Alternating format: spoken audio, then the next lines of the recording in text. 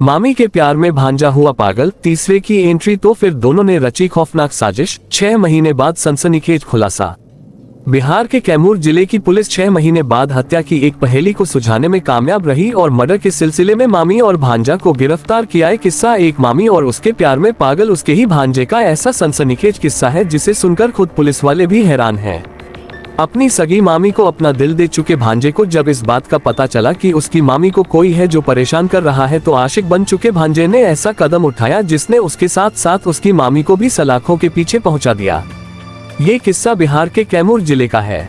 Media के सामने police का खुलासा। कैमूर जिले में चैनपुर थाना इलाके की पुलिस जब मीडिया के सामने आई तो उसके पास एक ऐसा खुलासा था जिसने खुद पुलिस वालों का सिर चकरा कर रख दिया। असल में ये खुलासा था तो एक ऑटो ड्राइवर की हत्या का, लेकिन उसके पीछे की दास्तां बेहद दिलचस्प निकली। असल में पिछले साल कैमूर जिले में एक ऑटो ड्राइवर की हत्या हुई थी जिसकी गुत्थी पुलिस के लिए पहेली बनी हुई थी, लेकिन शनिवार को जब पुलिस मीडिया के सामने आई तो उसके पास हत्या की सुलझी हुई गुत्थी के दोनों सिरे मौजूद थे। नहर किनारे मिली थी लाश। बताया जा रहा है कि 25 जुलाई 2023 को कैमूर के ही चैनपुर थाना इलाके के पास केवा नहर के नजदीक पुलिस को एक लाश मिली थी। शुरुआती तफ्तीश में पता चला था कि हत्या चाकू से गोदकर की गई है और लाश को लाकर वहां फेंक दिया गया। उस लाश की पहचान शिवराम के तौर पर हुई जो एक ऑटो ड्राइवर था। थाने में शिवराम की पत्नी की तरफ से एफआईआर लिखवाई गई, लेकिन उस एफआईआर में शिवराम की पत्नी ने किसी मंजू देवी के नाम का जिक्र किया और उन पर हत्या का संदेह भी जताया। ऑटो ड्राइवर की पत्नी का शक, मृतक की विधवा के शक जाहिर करने पर पुलिस ने अपनी तफ्तीश शुरू कर दी तो पता चला कि जिस मंजू देवी के बारे में शिवराम की पत्नी ने शक जताया, असल में शिवराम का पहले से ही मंजू देवी के साथ प्रेम प्रसंग चल रहा था।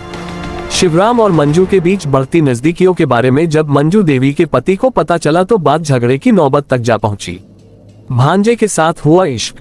रोज रोज के झगड़े के बावजूद मंजू देवी की चाल ढाल नहीं बदली तो उसका पति कैमूर से दूर मुंबई चला गया। इसी बीच पूरी तरह से आजाद महसूस कर रही मंजू देवी को अपने ही सगे भांजे संतोष के साथ इश्क हो गया और दोनों एक दूसरे के साथ काफी वक्त बिताने लगे। इसी बीच मंजू के भांजे को पता चला कि मामी को परेशान करने एक ऑटो ड्राइवर आता है। मंजू ने उस ड्राइवर से छुटकारा पाने के लिए संतोष के साथ मिलकर हत्या की एक साजिश रची और दोनों ने मिलकर उसे अंजाम तक पहुंचाया। ऑटो ड्राइवर के दे दी सुपारी। खुलासा हुआ है कि संतोष ने 25,000 रुपये में ऑटो ड्राइवर की सुपारी अपने ही एक दोस्त विपिन सिंह को दे दी।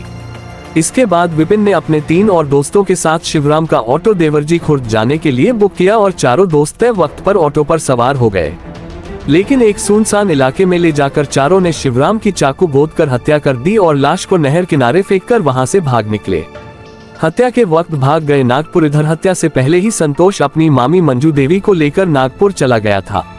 कई दिनों तक दोनों नागपुर और महाराष्ट्र के अलग अलग हिस्सों में घूमते रहे और जब दोनों को लगा कि अब मामला ठंडा हो गया है, दोनों अपने गांव वापस लौट आए।